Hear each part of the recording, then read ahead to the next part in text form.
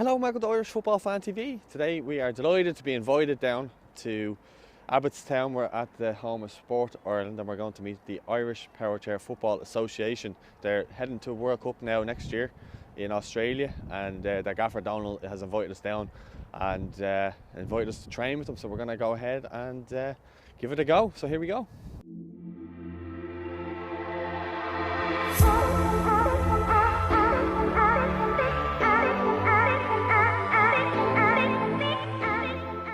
Yeah, but look, kind of just throwing ourselves in the deep end here. The gaffer Donald got onto us and obviously knows about Irish Football Fan TV and has basically asked us to come down and help out and give it a look and give it a bit of exposure. So that's what we're going to do. I don't know what I'm getting myself in for here, but looking forward to it. So.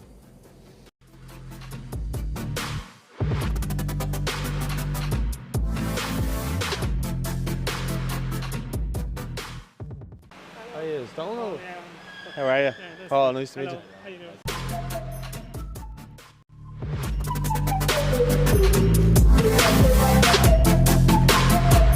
So we're joined here by Donald Byrne, who is the secretary of the association. I suppose, Donald, you're the one that got us down here. I was calling you the gaffer, but that's obviously my mistake.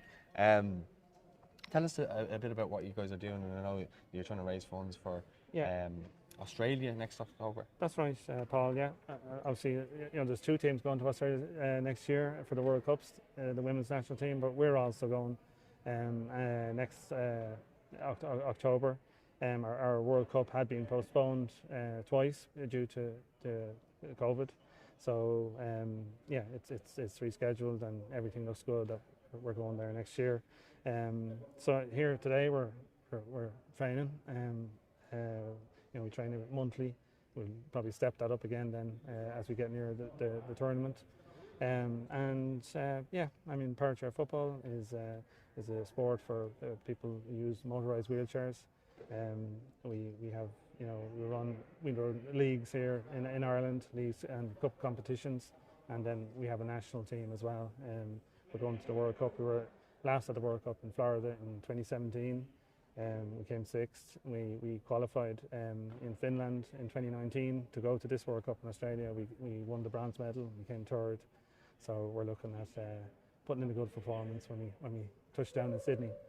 But as you said, it's a long way away. There's a lot of challenges in that. Players have their daily chair, and they also have their sports competition chair. So we have to transport 8 players, 16 chairs to Australia. Such a long distance away. Like for me and you, it would be a long distance for them. It's sitting in a seat. Not being able to get up for such a long journey. So we have to look at how we can prepare the team. To as best we can to arrive in Sydney ready to compete with the best in the world. So and that is obviously it's a huge cost. We have to look at how do we get to transport the chairs there. Do we go earlier? Do we go for a few days earlier and break up the journey? And even with the now in the cost of living situation, airline tickets have gone up, rocketed, so it's kind of gone beyond what we had budgeted for. So we're probably 2/3 of the way there, but we've probably another third to go, and we're less than a year to go to October. So it's a huge commitment. It's a huge honour for these players to represent Ireland in powerchair football. They receive international caps just like all the Ireland representative teams. Oh, Jerry, tell me, what is it you do here at the Irish Powerchair Association of Football? Is that right? Yeah, I'm recently appointed manager of the Irish Powerchair soccer team, power soccer team, and my role is an overall role in terms of everything from logistics to the players to a bit of coaching, like you've seen us doing there. So it's a bit of everything, and I'm sort of hoping to be a link between the players and the management, and trying to deal with whatever. Obviously, when you have players with a disability, you have a different issues and different problems to deal with. And while the lads are very good, it's just I would sort of be the person that's sort of in between, that they come to me and I can try and sort things out for them and keep things moving that department, you know. That's broadly and roughly what it would be, you know. And how did you get into doing this? I started, I suppose, 10 or 12 years ago. I had a son who played powerchair soccer and played in the last World Cup. Unfortunately, he passed away there in 2017. Sorry, Dave. So, no, thank you. So we were heavily involved with Midlands United, who would be one of the power teams here in Ireland, and fairly successful. And we've been across Europe and played in the European Champions Cup and that sort of thing. So very heavily involved, and sort of stepped back since my son passed away and since COVID. But when I heard of this role, then I said I'd put my name into the hat because I'd like to get involved in the sense that I have a good knowledge of the game. The players know me; they know the form and the stature I bring to it, and the fairness, you know. So I said I'd put my name back into the ring, and I did. And lucky enough, I was to get it. So in terms of international, while I was on the international at the last World Cup, I didn't have any involvement apart from being, you know, there with my own son. Like a fan almost. A fan, and yeah, you know, and getting lads ready for matches and that sort of thing, but no direct input into the running of it, you know. So I think I had a lot to offer, and the lads thought so as well, and that's how I've come to be here. Yeah.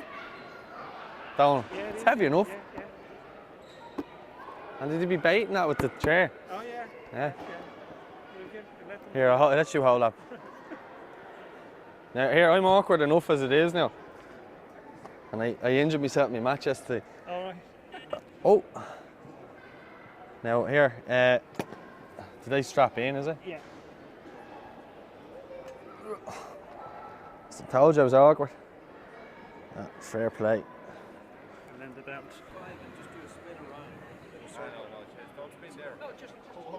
I'll go up there, don't worry, lads. It's on 4, right? Jeez.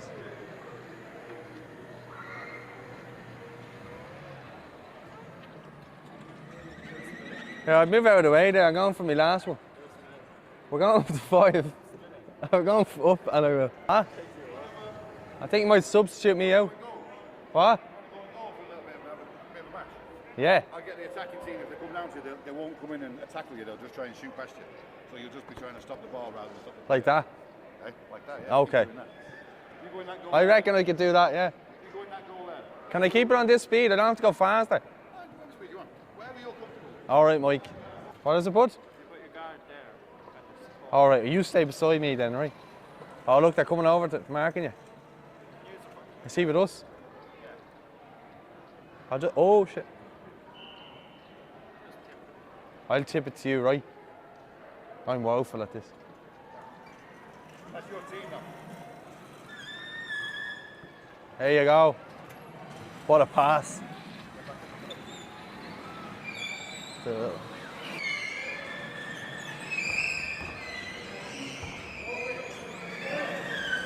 Oh!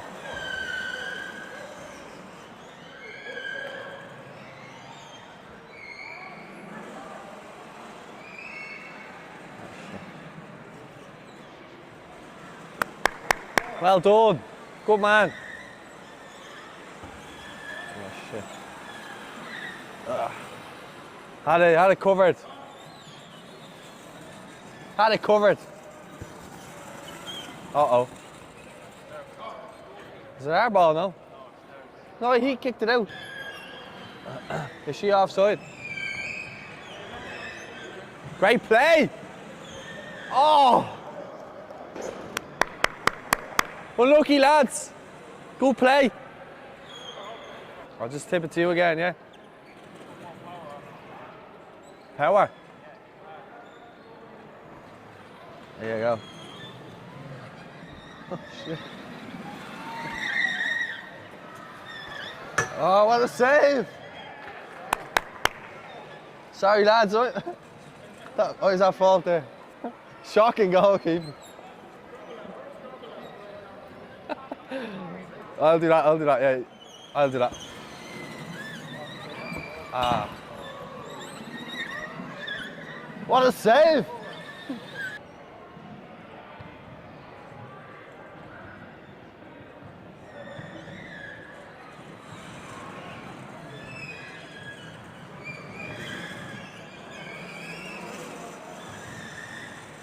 I'm actually so jealous of their skill. Don't give him any gaps there now. Ah!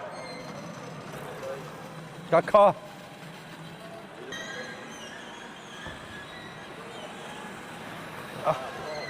Ah, lad, sorry.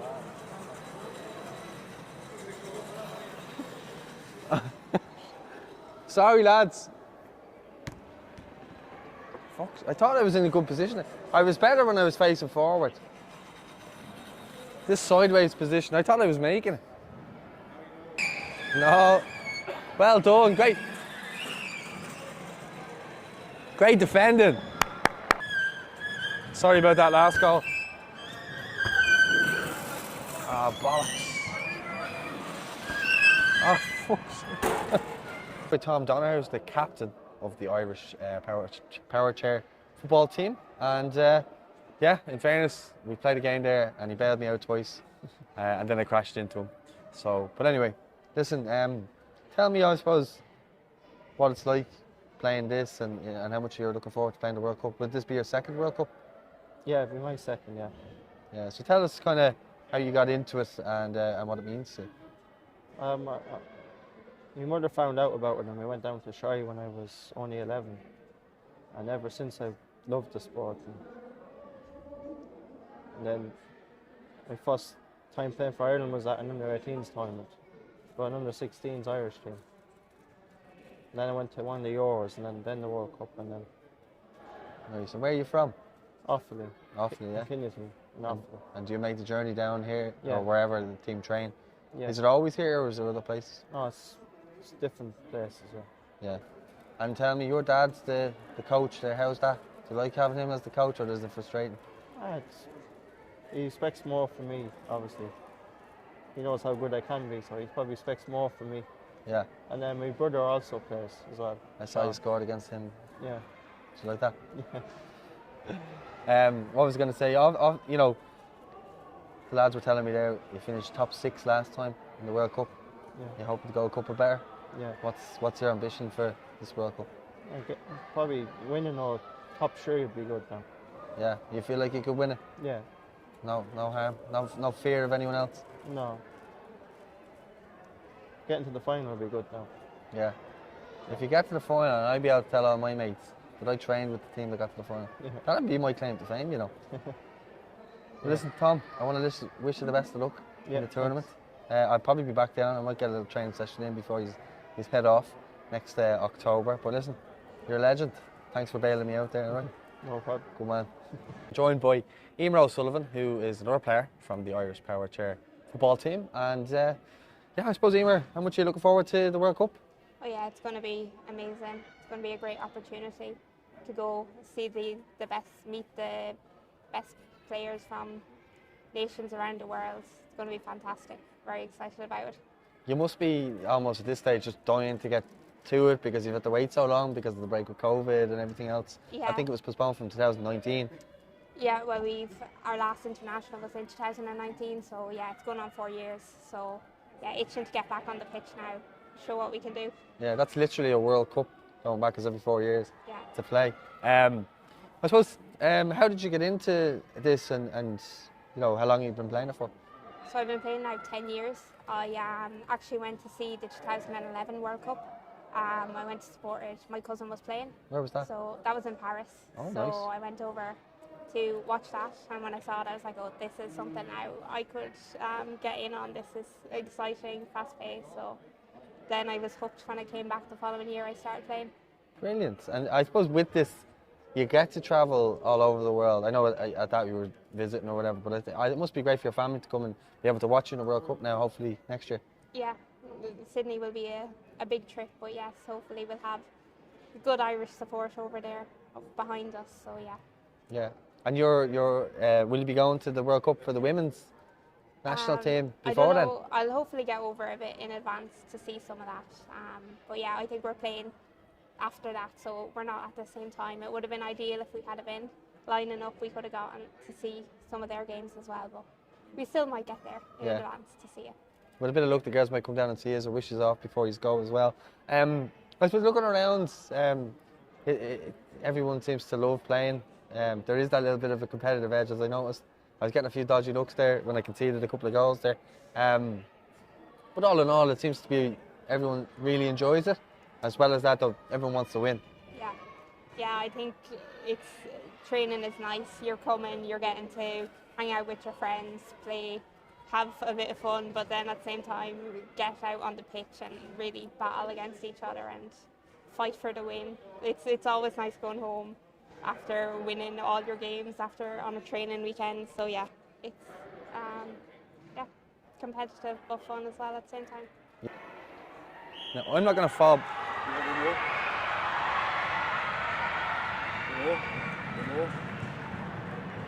Right, now don't move forwards or backwards, just Sorry. turn away, this way. So that way. Keep going.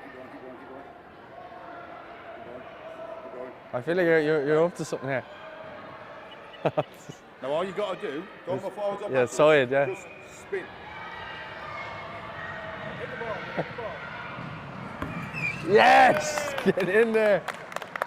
You weren't expecting that. Yeah, you're a good coach. Right, Mike. We've finished the game there. How did I do? Did all right now. You wouldn't be the worst. Wouldn't be Room the for best. improvement, but we could get there. Yeah, I actually really enjoyed it, but I like getting to see it up close, and the skill that's involved. You know, especially even just getting used to moving the chair. Just driving the chair is the big deal, yeah. And then you bring the ball into it, and it gets a lot worse. Yeah, well, the best thing is to actually get to the ball. And Yeah, well. myself, but I'm sure people will see that in the clips. I didn't want to say that. Well, listen, I suppose from your point of view, you're the coach. Yeah. How did you get into it? My two sons suffer with muscular dystrophy, and I got it through them. We started playing for the club, and I started coaching the club team, and I was in 2011. And we've moved on since then, and now coaching the national team as well. So that's really how I got involved. How has that journey been for you? It's been 11 years. There's a World Cup in there, I think. It's a World Cup in there. There was European Championships with the club, and it's rough. It's long, lot of training, a lot of fundraising, but it's all worth it when you see yourself how much fun it brings to the lads. Like, I mean, Yeah. so it's great. It seems like it means the world to me. I just had a chat with your son Tom there, and Emer there, and it brought a big smile on their face when they thought about going and actually playing in a World Cup now, because they've had to wait the last couple of years, you know. I think it's made it worse, but then it's made it better as well, because a lot of them have got a bit older, a bit wiser, a little bit more training. So, but no, they're looking forward to it now. It means everything to them. I mean, this is what they do. So it's. I suppose in some ways this is the elite level, because it's a World Cup. Like, this is the elite level of nations in this sport. Yeah, the best teams in the world will be there, and they're hoping to be one of them. So, I mean, they did well. They were in Finland, and they did well. Came third, so they're hoping to do better in the World Cup, because they were sixth the last time. So, yeah, hoping to move up. Well, Tom was talking about hopefully reaching a final, and Emer says reach for the start. So what way are you kind I'm of hoping for a approaching medal. I'm hoping for a medal, and I want it to be the gold colour, but I'm hoping for a medal at least. Yeah. So, and I think they've got every potential of doing it.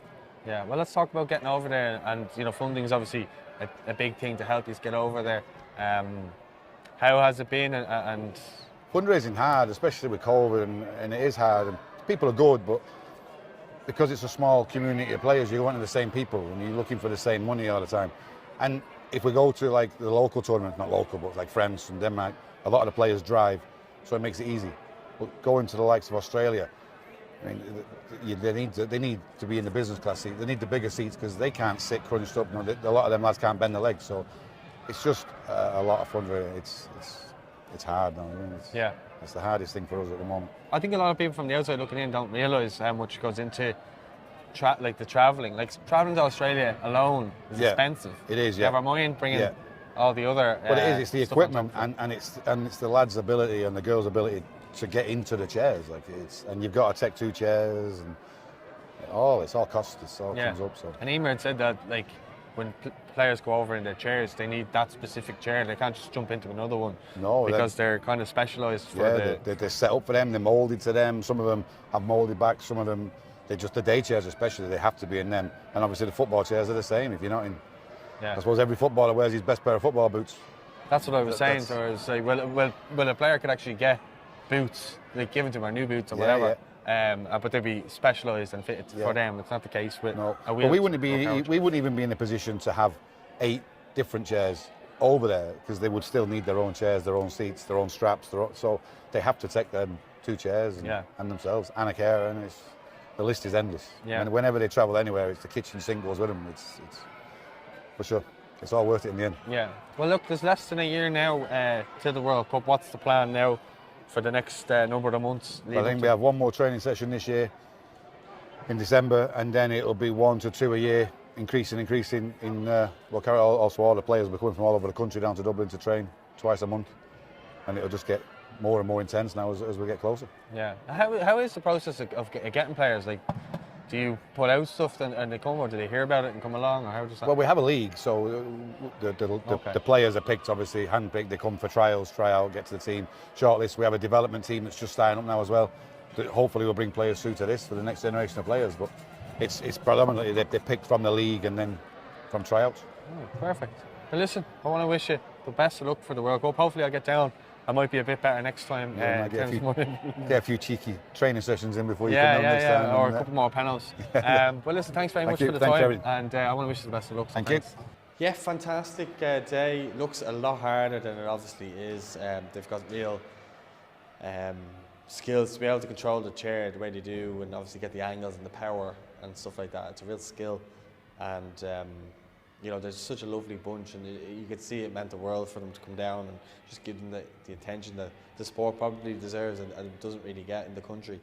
So the likes of Donald, who does brilliant work behind the scenes for the association, and then you have the coaches there, Jerry and Mike and stuff, who were excellent, and they're just nice people as well. You know, they obviously got into it for their own reasons, with their kids and stuff like that, but like, they were so accommodating and nice there, and it was a nice feeling to just be able to give back. So look, we're going to leave a link in the description for the GoFundMe, so if you can't donate anything at all, you could see, like, it costs a lot to go to Australia as it is, but with the equipment and everything else that they're bringing over with them, that any sort of money at all would help them. So if you can, if you're watching this video on our YouTube channel, don't forget to subscribe, and we'll speak to you all soon. Thanks for watching.